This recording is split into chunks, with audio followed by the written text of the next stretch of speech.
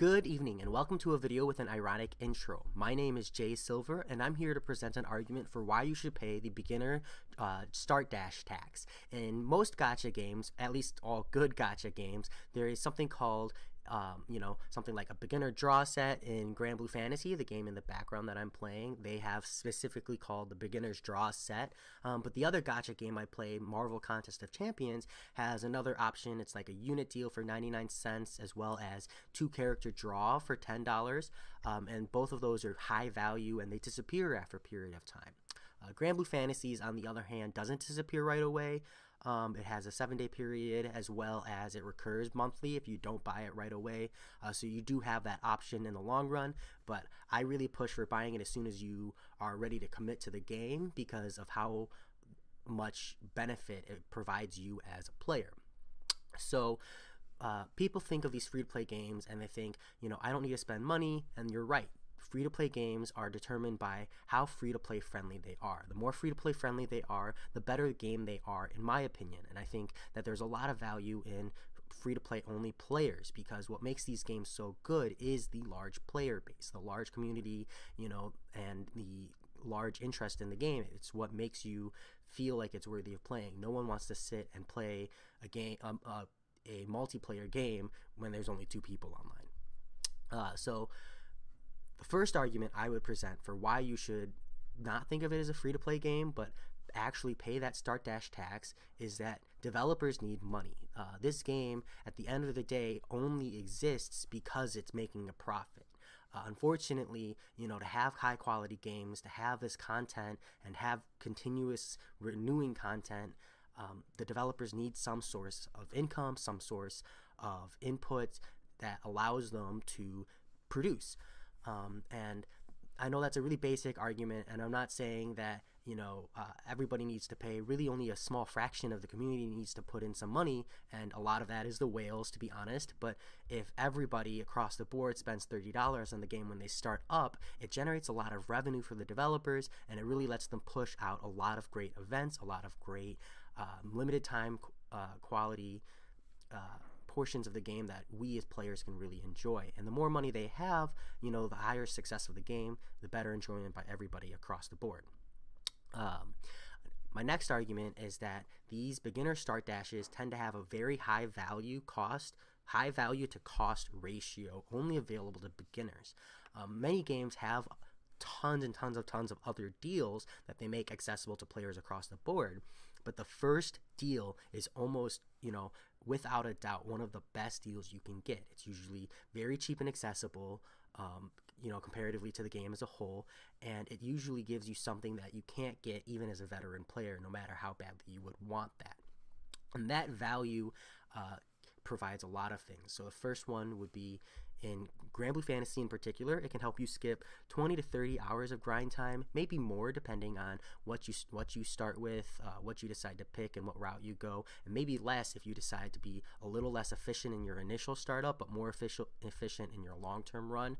That really depends on you as a player. In Marvel Contest of Champions, I know that it's really important that you get as far as you can in your first 30 and 60 days because you'll be able to compete in the arena for characters. But if you're held up by being a free-to-play player, it can really set you back. You might not be able to compete in the arena until your last week of the beginner bracket, and then in the intermediate bracket you might not be able to compete until your last 2 weeks or so. And that's even with a ton of grinding. Now you might say, oh well, then it's pay to win. It's not. I mean, you can still work your way towards it, invest the time, but of course there is going to be a benefit for the people who put the $11 on the beginner starting. They want to reward players for investing in the game. And so one of the counter arguments is people say, well, it's a free-to-play game, I shouldn't have to spend money, and for these 2 games in particular, you don't. I mean, I know plenty of people who don't spend any money at all, and they do very, very well. Seaton Man of Legends right now is doing a free-to-play series, and he's showing, in Marvel Contest of Champions, without spending a single dollar, you can get, just as far as, not quite the space whales, because space whales are on a whole nother level that no one can compete with, but with the dolphins, people who spend a couple $100s here or there, you can compete with them, because at the end of the day, it comes down to knowledge, skill, and honestly, time. it comes down to being willing to play, being willing to get good, and understand the game and its mechanics. In Grand Blue Fantasy, I'm part of a crew where there are people who don't spend any money, and they get just as far. And because Grand Blue Fantasy is commonly known as Grind Blue Fantasy, and at the end of the day, if you're not willing to put the time in, you're not going to get anywhere anyways. So these beginner start dash taxes, I think they're worth it. And while I don't say you have to buy it, and I don't say, that if you don't buy it, you're not going to be able to enjoy the game, but I do thoroughly believe that if you buy these start dash taxes, if you use this initial boost in the game, it completely warps your perception of the game because of how much initial tutorial-esque content you skip, because of how far gated you were by it.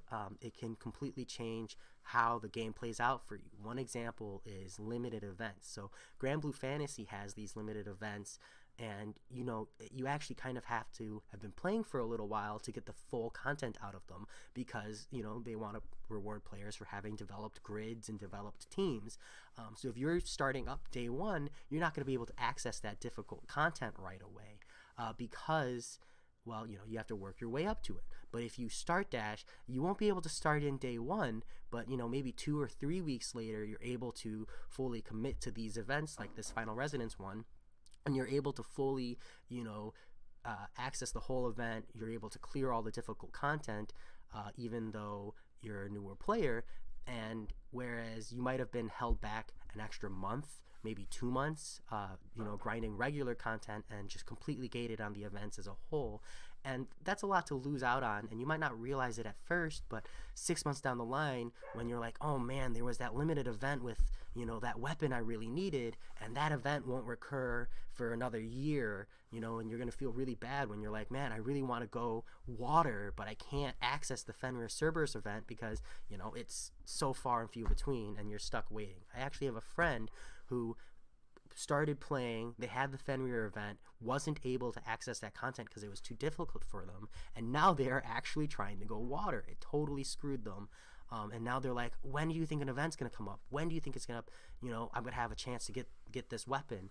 And all I can say is I know it'll come back, I just don't know when. So it's an unfortunate feeling, and I'm not saying that the beginner start dash in Grand Blue Fantasy is going to mean that won't happen to you, because it will happen to you to an extent, but it will definitely drastically reduce how much it happens to you, if you supplement it with time played.